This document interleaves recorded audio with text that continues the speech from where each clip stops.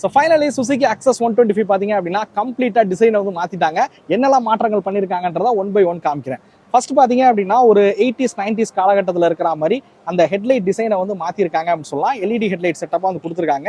இந்த டிசைனே வந்து பார்க்கறதுக்கு வந்து ஒரு 80s காலகட்டத்தில் இருக்க ஒரு ஸ்கூட்டர் மாதிரி வந்து கொடுத்துருக்காங்க. ஸோ ஃப்ரண்ட்ல இருக்கக்கூடிய எல்லா விஷயங்களும் பார்த்தீங்க அப்படின்னா டோட்டலாக வந்து சேஞ்ச் பண்ணியிருக்காங்க. இங்கே ஒரு டிஆர்எல் வந்து இருக்கிற மாதிரி வந்து கொடுத்துருக்காங்க. ஃப்ரண்ட்ல இருக்கக்கூடிய மட் கார்ட்ஸ் பழைய மாதிரியே மெட்டலில் இருக்கக்கூடிய மட் கார்ட்ஸ் தான். அப்படியே வெஹிக்கிளோட சைட் ப்ரொஃபைலுக்கு வந்தீங்க அப்படின்னா இந்த கம்ப்ளீட்லி சைட் ப்ரொஃபைல இருக்கக்கூடிய டிசைனை வந்து சேஞ்ச் பண்ணிருக்காங்க அப்படின்னு சொல்லுவேன். அக்சஸோட லோகோ இருக்கிற மாதிரி கொடுத்துருக்காங்க. குரோம் ஃபினிஷ்ல இருக்கக்கூடிய எக்ஸாஸ்ட் வந்து கொடுத்துருக்காங்க. ஸோ டெயில் லைட் வந்து உண்மையிலேயே சூப்பரா டிசைன் பண்ணிருக்காங்க அப்படின்னு சொல்லலாம். இந்த டெயில் லைட் பார்க்கும்போது உங்களுக்கு எப்படி தோணுது? ஸோ சுசுகி ஹயாபுசாவோட டெயில் லைட் மாதிரி இதை டிசைன் பண்ணியிருக்காங்க அப்படின்னு சொல்லலாம். பார்க்கறதுக்கு வந்து ரொம்பவே சூப்பராகவே இருக்கு.